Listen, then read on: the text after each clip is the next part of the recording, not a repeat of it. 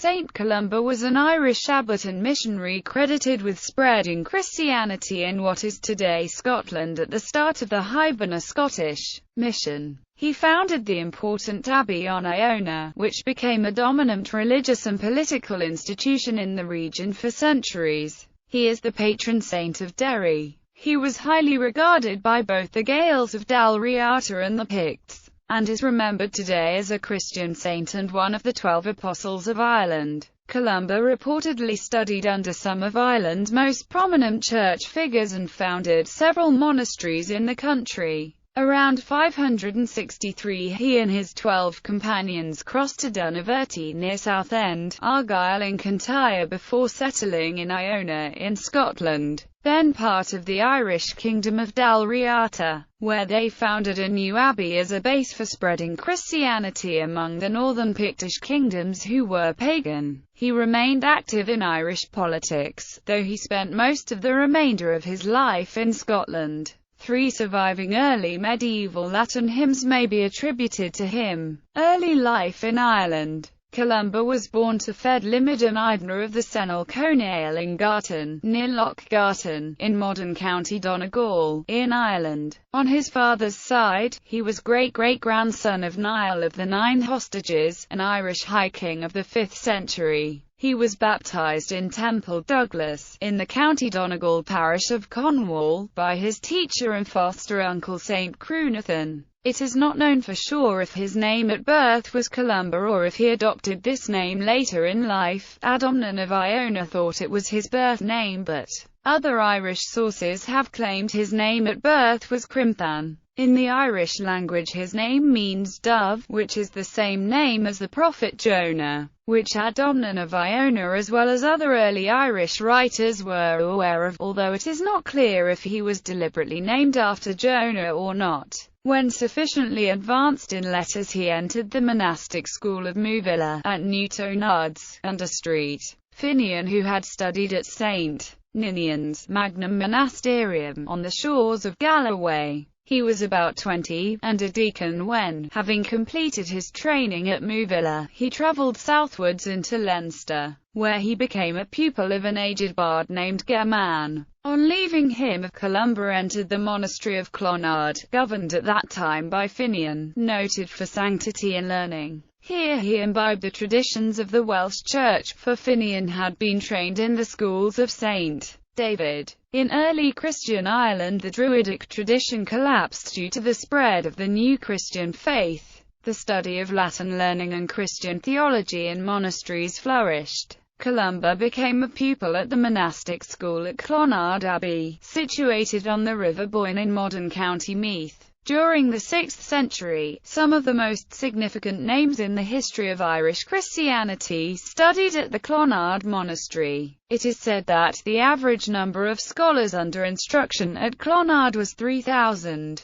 Columba was one of 12 students of St. Finian who became known as the 12 Apostles of Ireland. He became a monk and eventually was ordained a priest. Another preceptor of Columba was St. Mobhai, whose monastery at Glasnevin was frequented by such famous men as St. Canis, St. Comgall, and St. Kieran. A pestilence which devastated Ireland in 544 caused the dispersion of Moby's disciples, and Columba returned to Ulster, the land of his kindred. He was a striking figure of great stature and powerful build, with a loud, melodious voice which could be heard from one hilltop to another. The following years were marked by the foundation of several important monasteries: Derry, County Londonderry, Durrow, County Offaly, Kells, County Meath, and Swords. While at Derry it is said that he planned a pilgrimage to Rome and Jerusalem, but did not proceed farther than Tours. Thence he brought a copy of those Gospels that had lain on the bosom of St. Martin for the space of 100 years.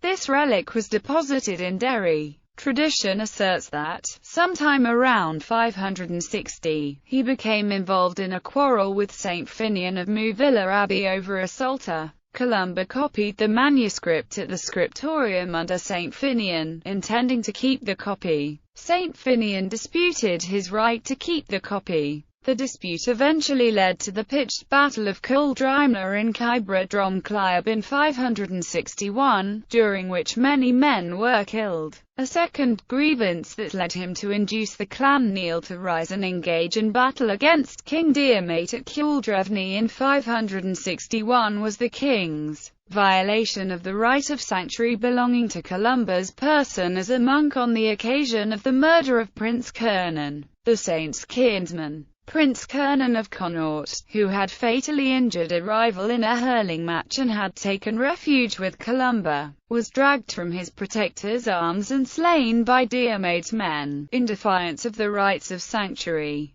A synod of clerics and scholars threatened to excommunicate him for these deaths, but St. Brendan of Birr spoke on his behalf, with the result that he was allowed to go into exile instead. Columba's own conscience was uneasy, and on the advice of an aged hermit, Malaise, he resolved to expiate his offence by going into exile and win for Christ as many souls as had perished in the terrible Battle of Culdrymna. He left Ireland, to return only once, many years later. Columba's copy of the Psalter has been traditionally associated with the Catharque of St. Columba, Scotland. In 563, he travelled to Scotland with 12 companions in a wicker carriage covered with leather. According to legend, he first landed on the Kintyre Peninsula, near Southend. However, being still in sight of his native land, he moved farther north up the west coast of Scotland.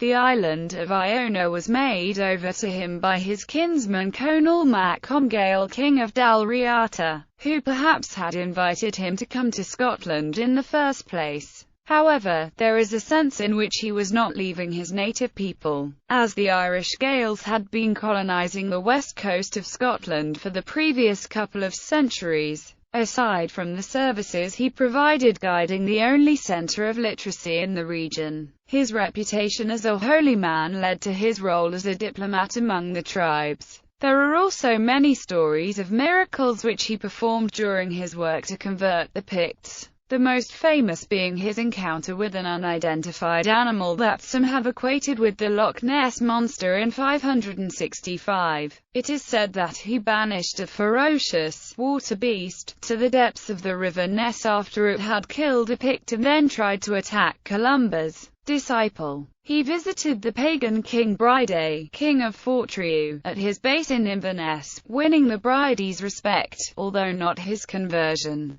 He subsequently played a major role in the politics of the country. He was also very energetic in his work as a missionary, and, in addition to founding several churches in the Hebrides, he worked to turn his monastery at Iona into a school for missionaries. He was a renowned man of letters, having written several hymns and being credited with having transcribed 300 books. One of the few, if not the only, times he left Scotland was towards the end of his life, when he returned to Ireland to found the monastery at Durrow. Columba died on Iona and was buried in 597 by his monks in the abbey he created.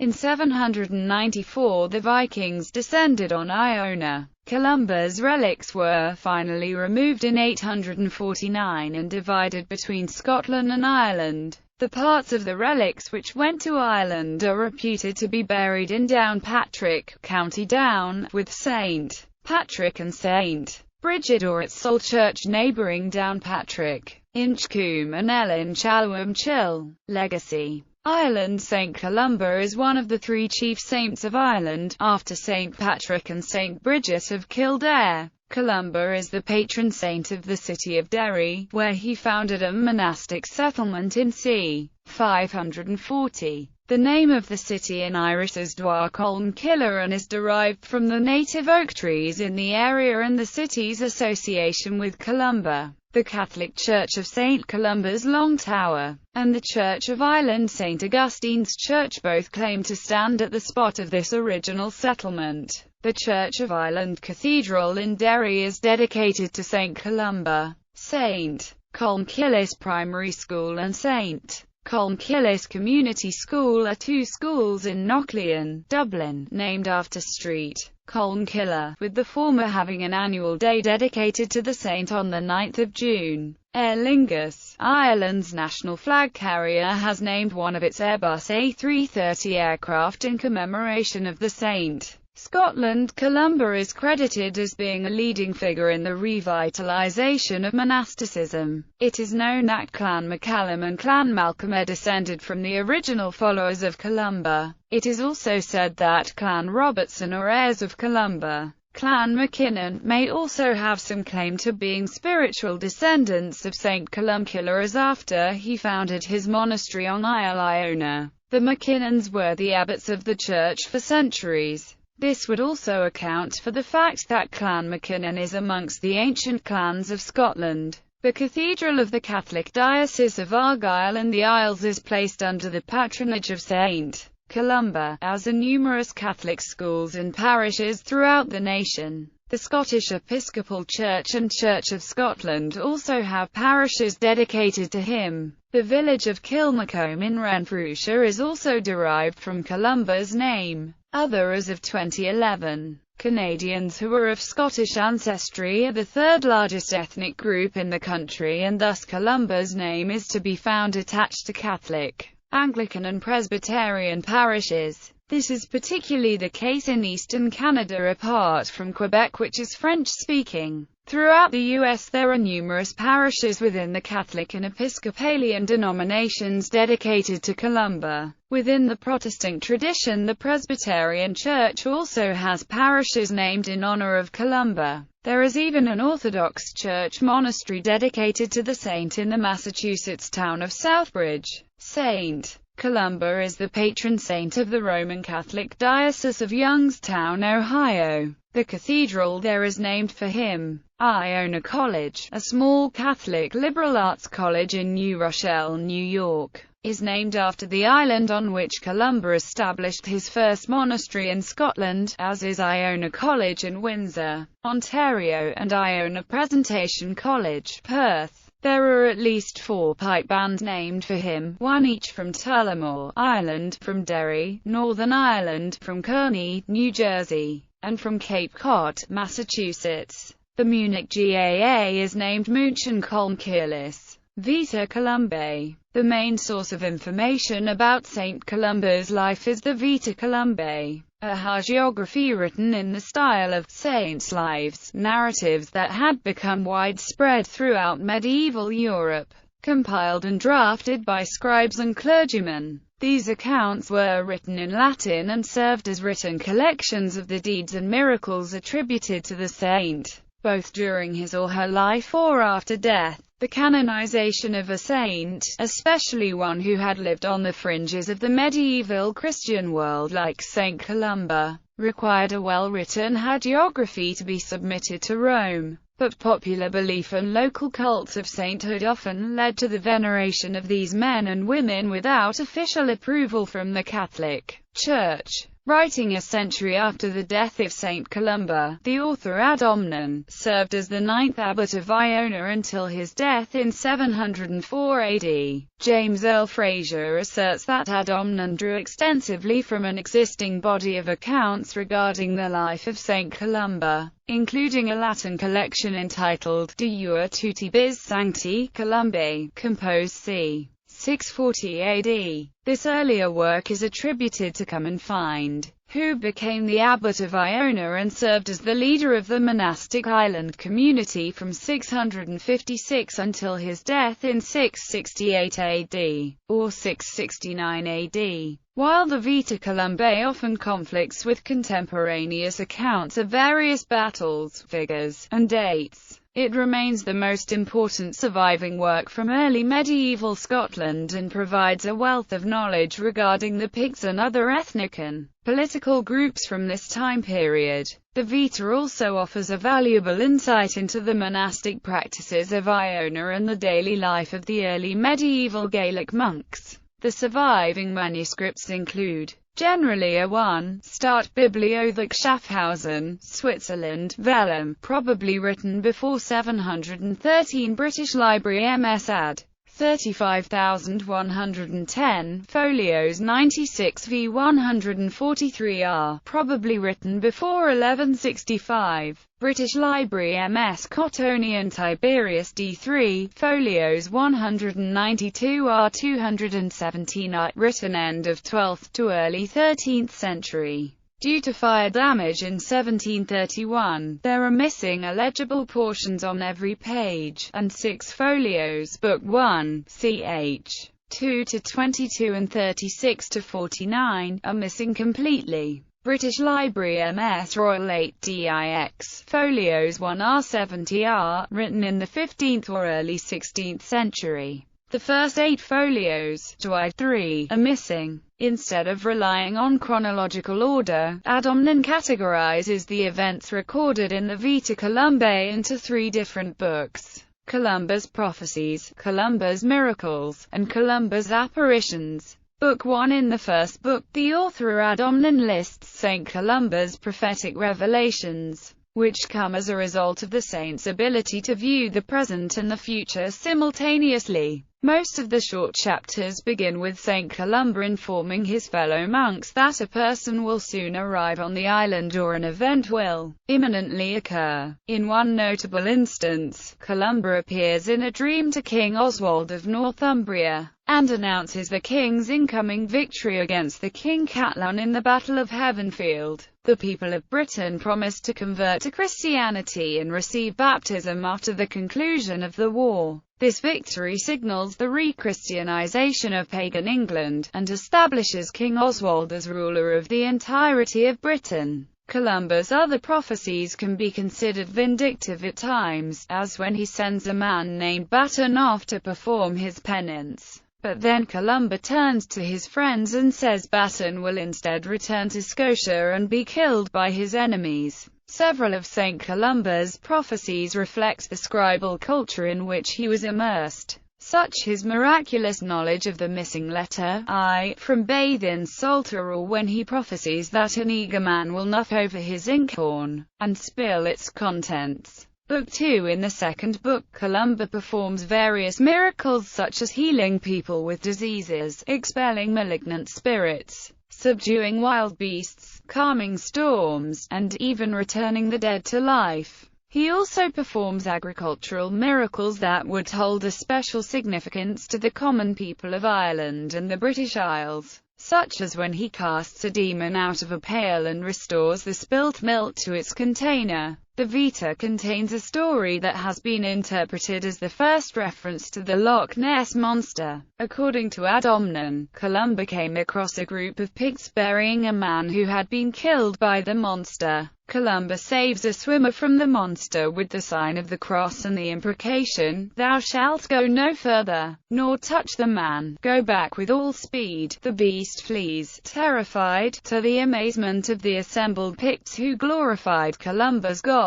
Whether or not this incident is true, Adomnan's text specifically states that the monster was swimming in the River Ness, the river flowing from the loch, rather than in Loch Ness itself. Book 3. In Book 3, Adomnan describes different apparitions of the saint, both that Columba receives and those that are seen by others regarding him. He mentions that, for indeed after the lapse of many years, Saint Columba was excommunicated by a certain synod for some pardonable and very trifling reasons, and indeed unjustly. In one of the accounts, Saint Columba, in this period of excommunication, goes to a meeting held against him in Tulta. Saint Brendan, despite of all the negative reactions among the seniors toward Columba, kisses him reverently and assures that Columba is the man of God and that he sees holy angels accompanying Columba on his journey through the plain. In the last chapter, Columba foresees his own death when speaking to his attendant.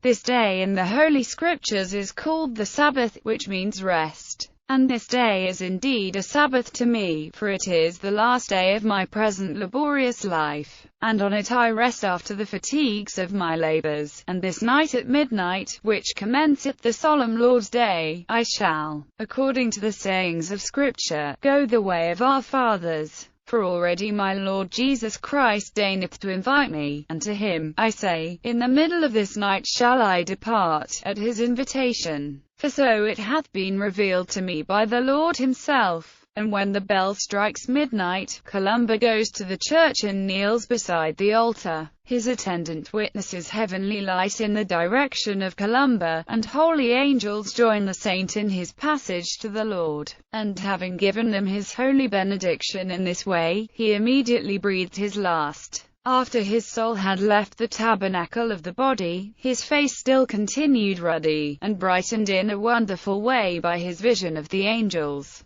and that to such a degree that he had the appearance, not so much of one dead, as of one alive and sleeping. Other early sources of Columba's life. Both the Vita Columbae and the Venerable Bede record Columba's visit to Bride, whereas Adomnan just tells us that Columba visited Bride. Bede relates a later, perhaps Pictish tradition, whereby the saint actually converts the Pictish king. Another early source is a poem in praise of Columba, most probably commissioned by Columba's kinsman, the king of the Erroneously clan. It was almost certainly written within 3 or 4 years of Columba's death and is the earliest vernacular poem in European history. It consists of 25 stanzas of 4 verses of 7 syllables each. A network of Celtic high crosses marking processional routes developed around his shrine at Iona. Columba is historically revered as a warrior saint, and was often invoked for victory in battle. His relics were finally removed in 849 and divided between Alba and Ireland. Relics of Columba were carried before Scottish armies in the reliquary made at Iona in the mid-8th century, called the Brec Benoch. Legend has it that the Brec Benoch was carried to the Battle of Bannockburn by the vastly outnumbered Scots army, and the intercession of Columba helped them to victory. It is widely thought that the Monymusk reliquary is the object in question. In the antiphona of Inchcomaby, the Iona of the East, a 13th-century prayer begins, O Columba spes Scotorum, O Columba, hope of the Scots.